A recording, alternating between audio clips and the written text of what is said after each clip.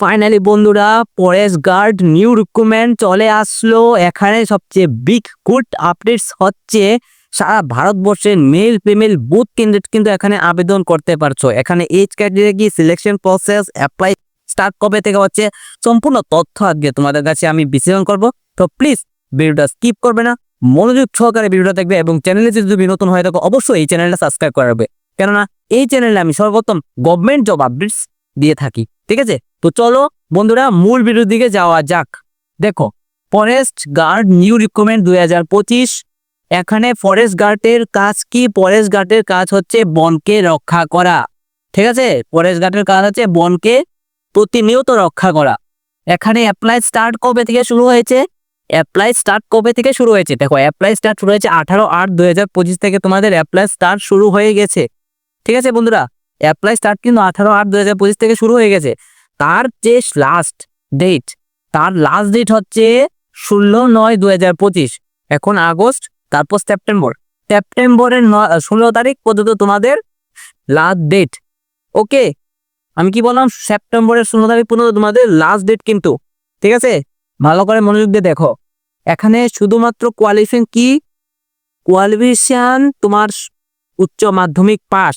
তুমি যদি উচ্চ মাধ্যমিক পাস করে থাকো, যে কোনো পার্সেন্টেজ মার্কস নিয়ে, তুমি 33% মার্কস নেও, বা তুমি সায়েন্স ক্যাটাগরির স্টুডেন্ট হয়ে থাকো বা আর্টস ক্যাটাগরির স্টুডেন্ট, বোথ ক্যান্ডিডেটে কিন্তু তোমাদের আবেদন করতে পারছো। ঠিক আছে, এখানে লাগবে না যে 50% মার্ক দরকার, 60% মার্ক দরকার, কিছু দরকার নেই, শুধু পাসিং আউট। ওকে, তোমাদের পাস করলেই চলবে, 12 পাস করলেই চলবে। ঠিক আছে, তারপর এখানে এইজ রিল্যাক্সেশন কি আছে?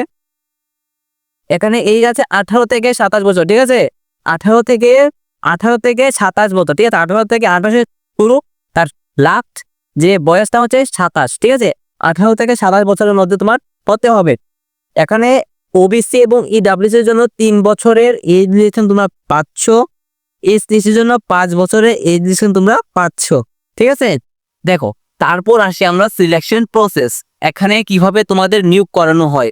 সিলেকশন প্রসেস, প্রথমে তোমাদের একটা রিটেন এক্সাম হবে। রিটেন এক্সামটা কি?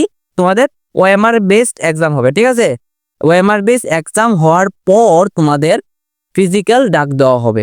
ফিজিক্যাল ডাকার পর তোমাদের নর্মাল মেডিকেল হবে। এখানে কিন্তু সবকিছুই তোমাদের নর্মাল। ওকে, এক্সামও নর্মাল, ফিজিক্যাল নর্মাল, মেডিকেলও কিন্তু তোমাদের নর্মাল। এখানে ফিজিক্যাল কিন্তু তোমার অগ্নিবীরের মতো ফিজিক্যাল হয় না, অগ্নিবীর বা এসএসসি জিডির মতন কিন্তু ফিজিক্যাল হয় না। এখানে মেডিকেল কিন্তু তোমার অগ্নিবীর বা তোমার এসএসসি জিডির মতন কিন্তু তোমাদের মেডিকেল হয় না, খুব লো লেভেল মেডিকেল হয়। ঠিক আছে, দেখো এখানে যে এক্সাম হবে, অনেকে তোমরা বলতে পারো ভাই এক্সামের সিলেবাসটা কি? ঠিক আছে, কোন কোন টপিক থেকে তোমাদের প্রশ্ন আসে? ঠিক আছে, কি বিষয় কি? দেখো, এক্সামটা হলো, এই যে এক্সাম হবে তোমাদের, এক্সামটা টোটাল তোমাদের 200 প্রশ্ন হবে। ঠিক আছে, 200 মার্কসের কোয়েকশন হবে। ঠিক আছে, 200 মার্কসের তোমাদের কোয়েকশন হবে। তো দেখো,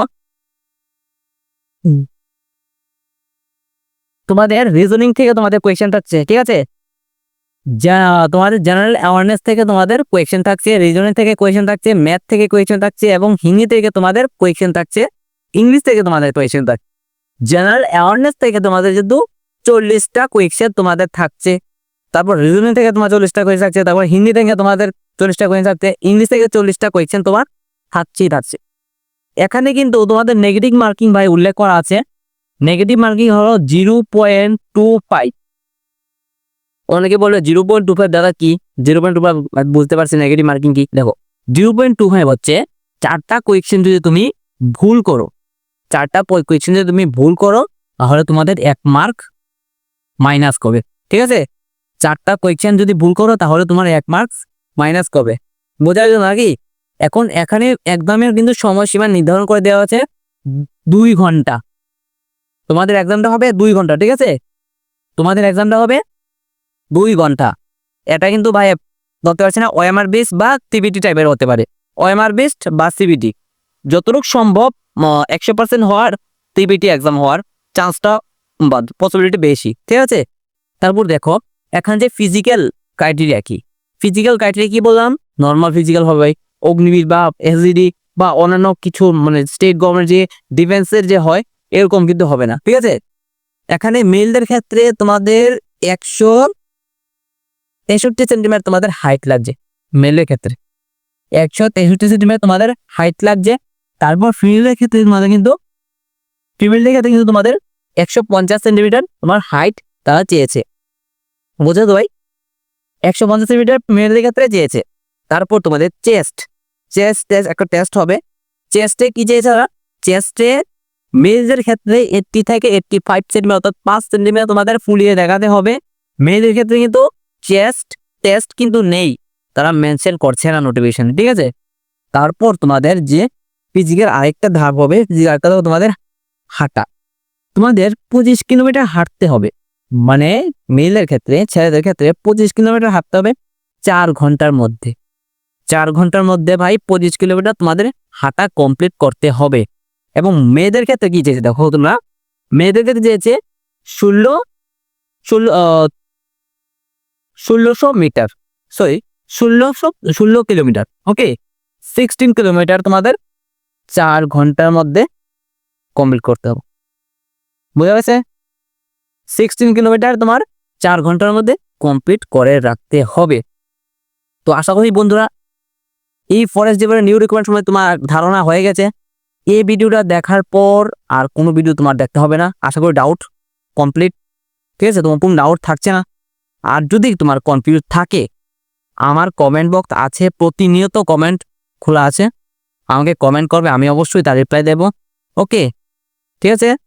তো আশা করি বুঝতে পারছো। তোরা ভিডিওটা যদি ভালো লাগে অবশ্যই বন্ধুদের কাছে পাঠাবে, শেয়ার করবে, লাইক করবে এবং সাবস্ক্রাইব করতে বলবে না। তো দেখা হচ্ছে পরবর্তী ভিডিওতে নতুন করে আপনার সাথে। জয় হিন্দ।